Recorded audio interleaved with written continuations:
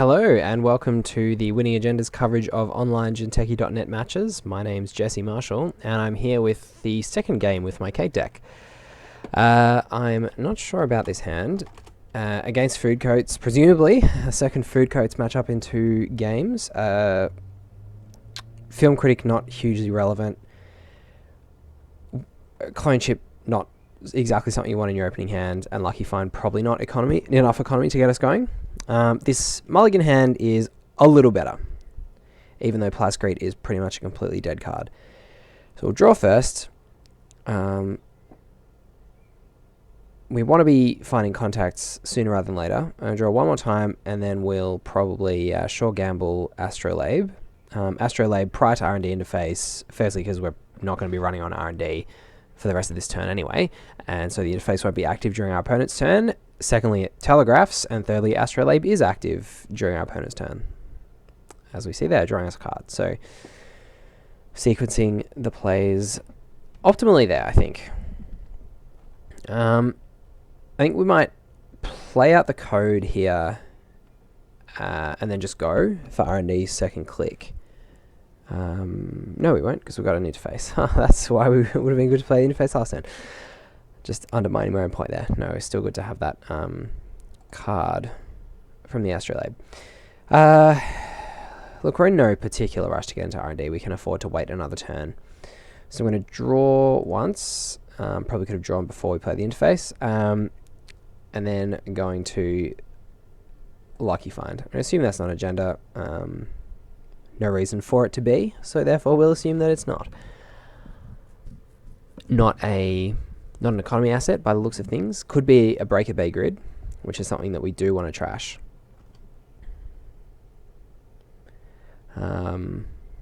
Possibly getting a little bit punished for not checking that last turn, but we had more important things to be doing. First up, install the code. Secondly, run R&D. Seeing two cards at this point in the game is nice. Our opponent hasn't got too far ahead with money. No economy operations coming out. So we'll see what this is on R&D. If we don't see a res here, that gives us pretty much guaranteed access to this remote if we want it. But again, assuming that's not an agenda, I'm not even sure if I'd use the code on this ice. On the remote if we did run it. Having not seen a res on R&D, particularly because we do want to probably use the code for that R&D ice in the absence of having something like a clone chip in hand at the moment. So not sure if we're seeing a res here. No. Alright, agenda. Yes, nice. Another one would be good, wouldn't it? Team sponsorship. Alright, I think we probably have a worse matchup against the team sponsorship variants, to be honest. But that being said, I think we've got off to a good start and we can continue applying consistent pressure, so we don't need to worry too much about it. Certainly don't need to worry about it to the extent that we're willing to purely spend 4 credits on it right now. Because I do think credits in this particular phase of the game are at an absolute premium, because they're what's going to allow us to get set up and really threaten that R&D as much as possible. The other thing about team sponsorship is that it's giving us a draw off Astrolabe, pardon me, if it's played into a new remote. So we do have that sort of remote spam punishment, albeit very light punishment in the form of Astrolabe. So our opponent still thinking about starting their turn. Alright, so there goes the team sponsorship. And I mean, the good thing about that is we know that they're not drawing an agenda, which is sort of good. And we're still going to get 2 fresh cards on top of R&D. If I can draw into a clone chip or another code, I also want to be attacking HQ as well. At least run 1 or 2 times, force a res, and hopefully get a couple of accesses if there is an agenda in there waiting to be used.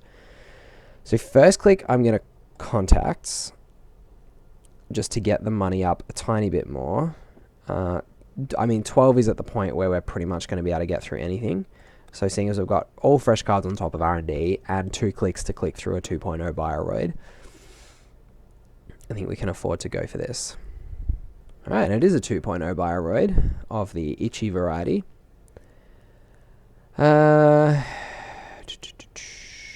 tag and brain damage, not going to be the end of the world. So we can just click through the program trashes and say, trace me. If it is a trace 3, which is what I'd expect, we are ahead on money. Our opponent's going to have to spend, 8 to force us to spend all our money.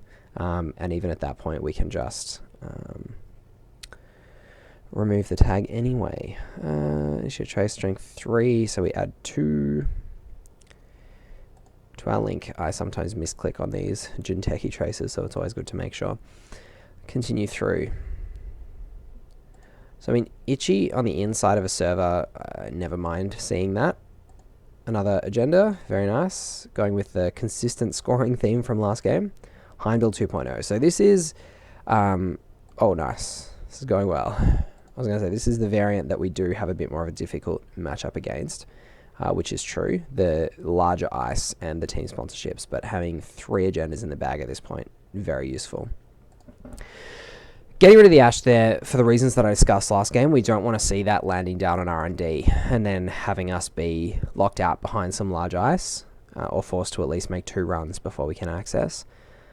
And Lucky Find at this point is going to allow us to recover from the small 3 credit hit pretty well, so happy with that. So we're seeing another ice come down in front of R&D there. Given that we're now in that match point scenario, we can afford to really spend a good 2 or 3 turns recuperating here. So first click is contacts. I think I just want to parasite the Itchy. Maybe not. When I say we could spend 2 or 3 turns recovering, I probably don't want to spend 5 turns. But if we can draw into a data sucker, that would be handy. Yeah, no, that's pretty low value, just letting the parasite tick down. I'm just going to contacts one more time, and then Lucky Find. Yeah, it looks, seeing the Maker's Eye there is really nice. Because again, we can afford to click through that Itchy. So first click Maker's Eye. We're going to be seeing all fresh cards. We can afford to get whatever we need for the first piece of ice from the code.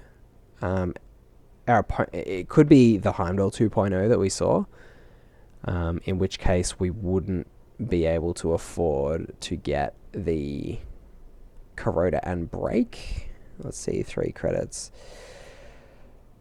Just to break 2.0. I can't remember what strength Heimdall 2.0 is. I can use the console to find out. But anyway, it would drain us significantly. So what do we want to do here? I think we want to give it one more turn and probably play out the lady. So let's see, 1, 2, can we be modded? Please be modded. No, Escher, okay. Yeah, not a particularly high impact card most of the time against food codes anyway, except to get Turings off remotes, I guess. But certainly not high impact at this point with only 1 piece of ice resed. So last click, yeah, we'll install the lady, which will get us through Eli's efficiently and also get us through that Heimdall 2.0 in a reasonable fashion. Yeah, so seeing the hard Eve res there off Breaker Bay grid probably signals to us that our opponent hasn't had the best draw. It seems like they've hit a pretty high number of ice, including Heimdall 2.0 and Itchy 2.0, which are pretty hard to res. So, they're going to go up to 10 off the Eve. Depending on what they do on their turn, they may even be below Heimdall resing range.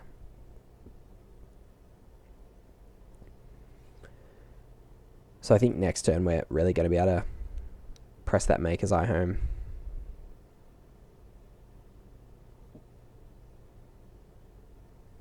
Okay, so we could have the Heimdall here. We've got a defensive upgrade on HQ, which does telegraph to us that there could be something juicy in there.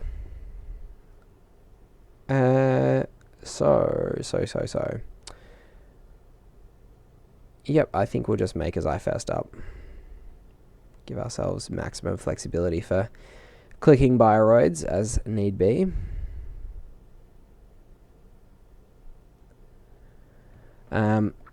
So, strength 7 on the 2.0. So we'll match the strength and we'll get in for 2 lady counters.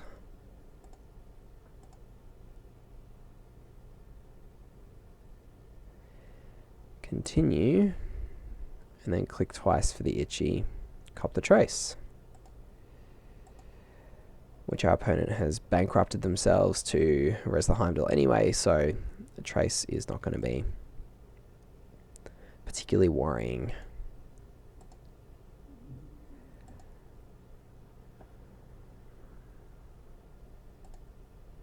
So we've got the successful run. Adonis will leave. Wall of Static will leave. Team Sponsorship will leave. Eli will leave. Alright. So no joy there.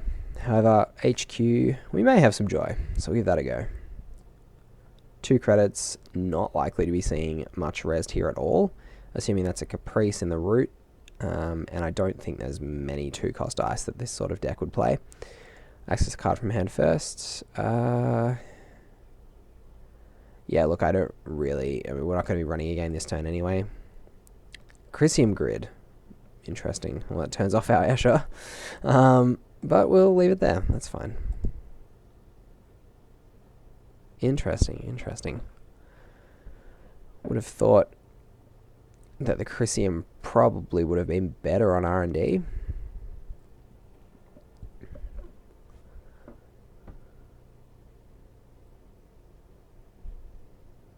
Alright, so the beta test was hiding there. We're going to see 1 ice install and no Jackson here. So this is a gutsy play. Perhaps our opponent feeling as though... Or are we going to see 2 ice installs? Yes, 2 ice installs and 1 trash. So they didn't know what was on top, but I guess they did know that they weren't agendas. So not quite a gutsy play. Certainly could have been worse for us though. I'm not too worried about having an extra Wall of Static there. We're still going to be able to get in again just off the lady. Copper brain damage. So that's fine. I mean, we could go this turn. But I don't think we want to do that. With just the 1 interface out and no Maker's Eye in hand. So we'll just spend a couple more turns here setting up, that's fine. Sure gamble into interface, or the other option is that we hammer HQ a couple of times where while our opponent is still low, we would be getting in for 1 credit effectively. Knowing that there's a team sponsorship and another non-agenda card in there though. I don't think that's as high value for us as just continuing to set up. So that's what we'll do here. Obviously slightly annoying that we missed that beta test there. Checking remotes is generally a good thing to do, but I think our maintaining the pressure on R&D was also good for us. Alright, so could be the Adonis that's gone down in the remote, or it could be another agenda that our opponent's trying to get out behind a Turing.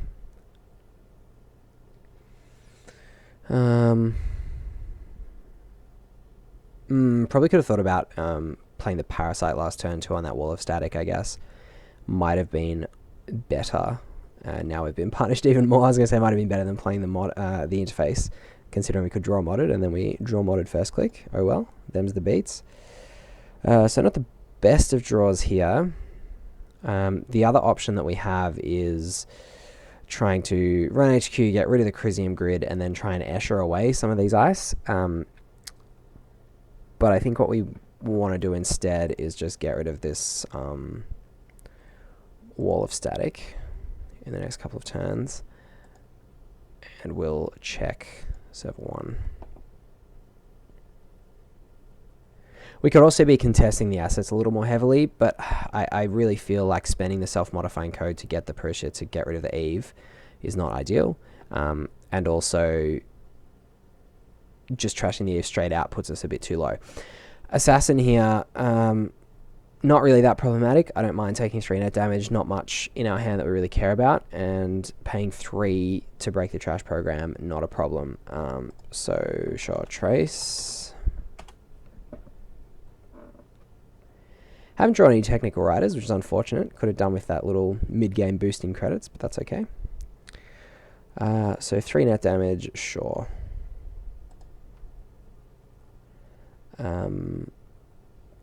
Really hope that's not a snare now. Oh, no credits anyway, it's not a problem. Next trace we will meet, because we don't want to lose any of our programs. So trace 4, spend 3. Continue, so we find probably an Adonis. Yep. Yeah,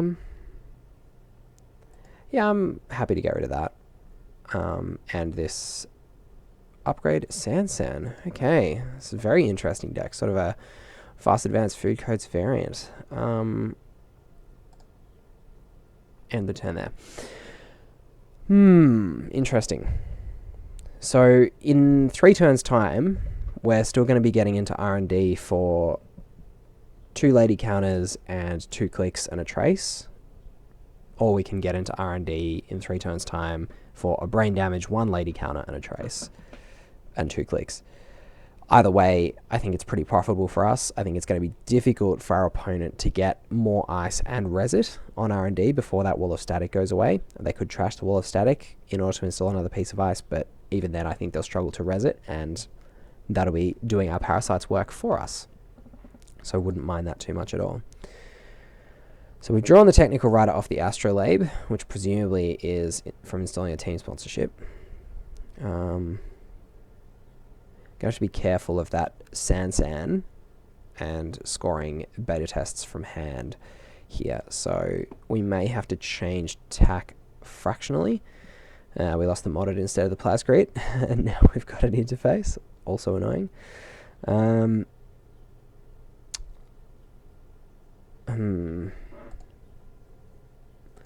Even though it's a little bit slow, particularly against a team sponsorship list, I think the technical rider will be fine. So going up to 7, here our opponent, which is actually enough to score a beta test, because you can res Sansan, install, advance twice, and you get your credit from installing. So hopefully not a beta test here. I mean, there's not, I don't think, a lot in R&D that we're too worried about, except Ash on R&D could be a bit of a pain. Okay, so we haven't been punished there. I think at this point it may be worth spending a lady counter on that Eli, just to check that HQ to make sure there's no beta test hiding in there. Although we're assuming that our opponent was aware of their window there and they didn't do it. So that may telegraph to us that there's nothing there. So 2 counters on the Parasite. Maybe we can just afford to wait for next turn. Let's see how we go. So we'll contacts again. We can play that interface for free. Deus Ex is actually a really nice one here. That's going to get us past the Heimdall for free. So play the interface. And do we want to pay 3 for the Deus Ex, or do we want to wait?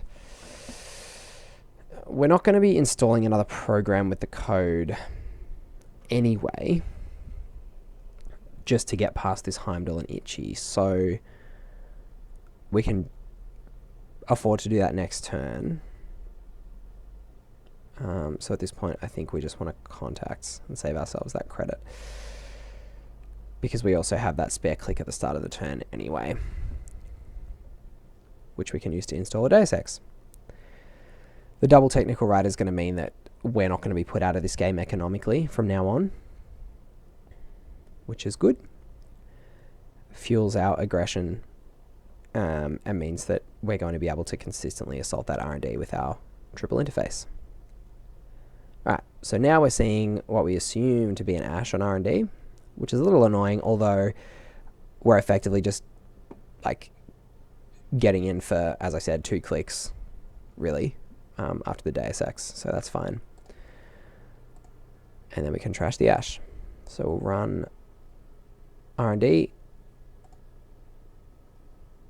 and that is, of course, assuming that's still an Ashe, and our opponent will have to pump it quite a bit as well. So we'll break the subroutines on the Heimdall. Continue. We'll click twice for the Itchy 2.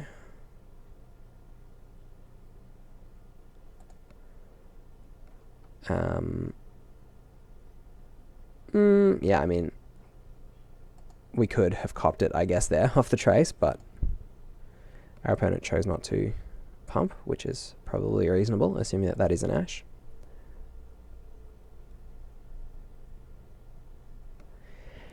So, let's see how many credits get pumped into this Ashe here.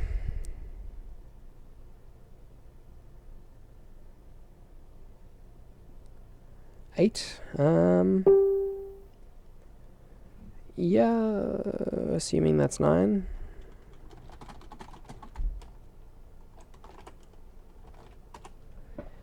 Yep, okay.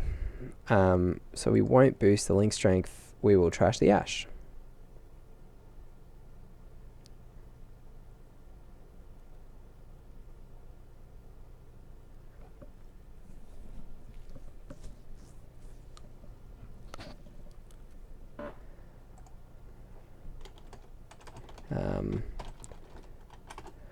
I think our opponent might have forgotten. Yeah, there we go. Okay, successful. And we'll trash the Ashe. Alright. Sitting on 4 credits, not 100% ideal. Although we have got rid of the Ashe, and we are still, off that 4 credits, going to be able to get in next turn. So, okay, maybe not now. Have to spend a couple more turns building up, but again, that's fine, especially now that we've got the technical riders. Not feeling a huge amount of pressure here yet, although it is worth remembering that that can turn around quite quickly with team sponsorships. Okay, 1, 2. Don't think we really want another code in play here. I mean, Persia we could use to contest some of those sponsorships and things.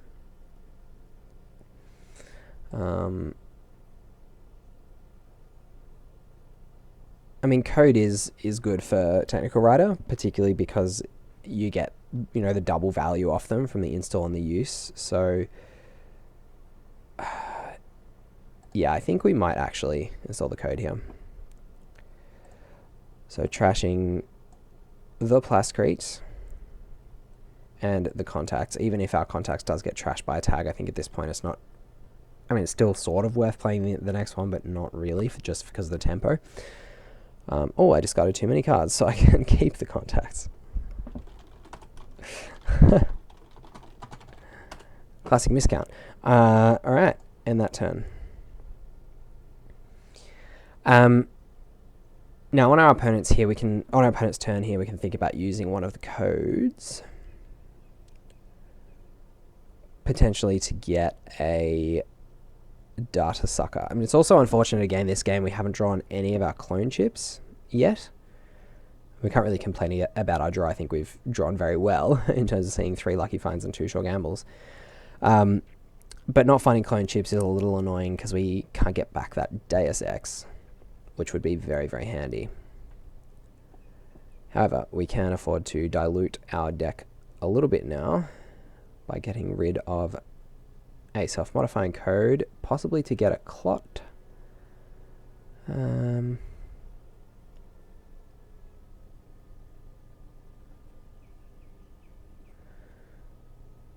Although, so we've seen an install on that server, which could be a beta test.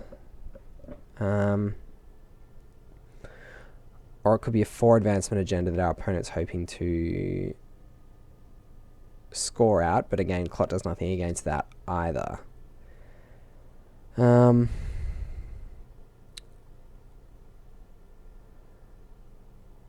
think we'll get a data sucker here. Start our turn. Contact first. Hope we see a clone chip. No such luck. 1, 2. Clone chip would be very nice for those technical writers. 3, clone chip, come on. There we go. Alright. So this is going to set us up really, really well for next turn. Handy. Alright. Discard the Astrolabe is useless. And now we can get rid of that contact. Film Critic, I mean, it's pretty useless, but we might find that we want it if we're making a run and expecting an APD.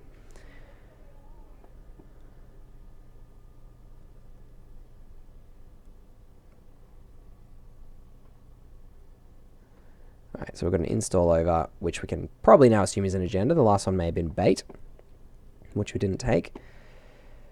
So we can use 2 clicks to gain 10 credits.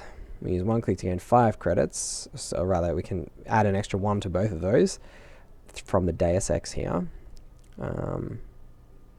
which I think we want anyway. So we're just going to do that now. Start the turn. Technical writer and then R&D, I think would be good.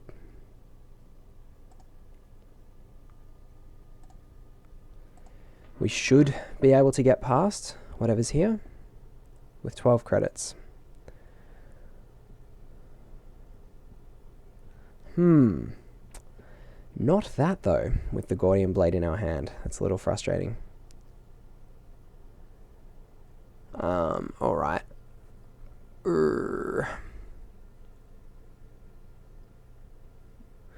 Both Gordian Blade and Atman in hand makes that difficult. So we'll jack out there. I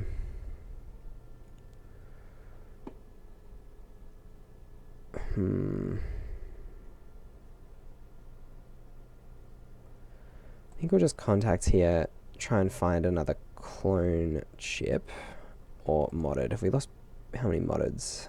2. Might be worth charging that data sucker, but running archives is pretty low value, but running HQ here might actually be alright. Yeah, I think we'll do that. Getting through for 1 and a lady counter. We can pretty much afford to say we don't need to worry about using the lady on the Heimdall now that we've got the Deus Ex for 1 and then possibly 2, 3 more uses off clone chips. So continue, see what this is. Another Eli. Alright. See what you got.